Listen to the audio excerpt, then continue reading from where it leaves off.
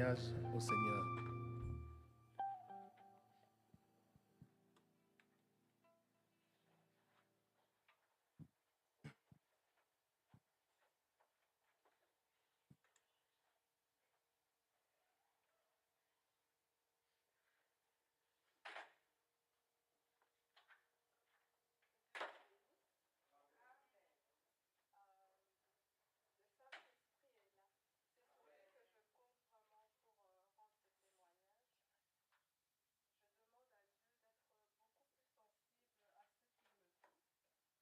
Il y a quelques mois, le frère François était arrivé le matin et il nous a dit qu'il avait eu très difficile pour trouver le message, l'inspiration.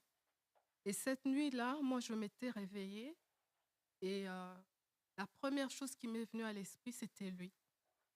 Alors, je me suis dit, peut-être qu'il a un problème, je vais prier.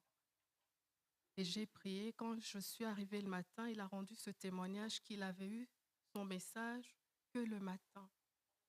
Et le Saint-Esprit m'avait demandé de lever ma main et de le dire, et je ne l'ai pas fait. C'est pour ça que pour le témoignage d'aujourd'hui, je viens le dire pour obéir à ce que le Seigneur me dit. On a le dimanche une réunion de prière avec quelques bien-aimés. Et quand on a fini la prière, c'est 1 heure, je me suis endormie. Et là, j'ai rêvé je voyais Papa Tombo et j'avais l'impression que c'était de dos Esther en train de chanter. Et quand il chantait, je me disais, il faut que je me réveille et que je note. Il faut que je me réveille et je note. Je me suis réveillée, j'ai pris mon téléphone et j'ai fredonné. D'ailleurs, quand j'ai réécouté, je me moquais de moi-même, j'étais tellement endormie. Après, j'ai arrêté, j'ai dormi. Et dans la journée, le Seigneur m'a permis vraiment, au travers de la parole, les paroles venaient, je notais, la mélodie était là. C'est vrai que moi, je les avais entendues chanter en lingala, mais mon lingala est tellement faible. Je me suis dit, je vais le mettre en français parce que je savais de quoi il s'agissait.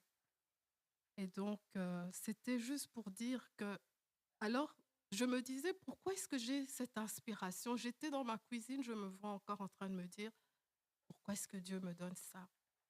Et le dimanche qui a suivi, le frère François a parlé sur le travail du sacrificateur. Il a parlé de David, de ses inspirations, en disant qu'il avait reçu ce don pour adorer.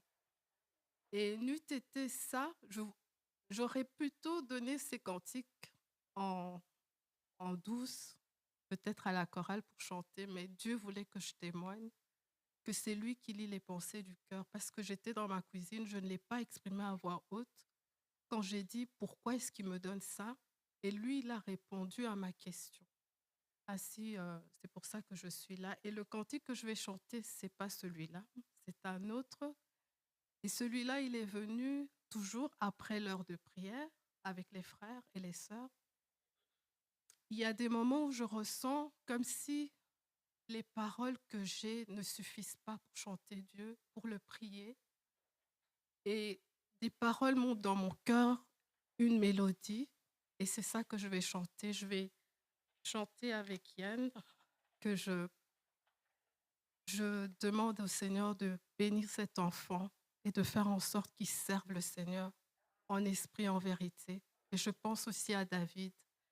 Et je demande vraiment que Dieu répande l'esprit sur tous nos jeunes gens pour qu'ils le servent avec vérité et vraiment sincérité. Voilà.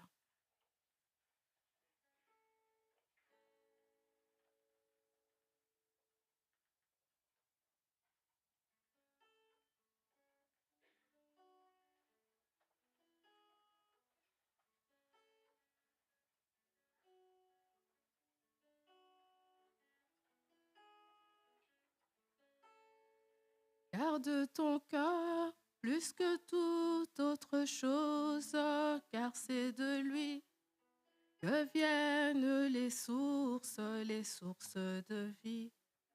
Ainsi dit la parole, garde ton cœur plus que toute autre chose. N'abandonne pas la source d'eau vive, ne te creuse pas des citernes crevassées, l'Éternel est là. Source d'eau vive, l'Éternel est là. Source d'eau vive, Seigneur Jésus, ta parole l'atteste, qui croit en toi. Des sources d'eau vive, des sources d'eau vive couleront de son sein, inonde nos cœurs de ton eau vive, ô Saint-Esprit. Selon ta promesse, purifie nos vies de ton eau vive et comble nos cœurs. Que nos coupes débordent et comble nos cœurs.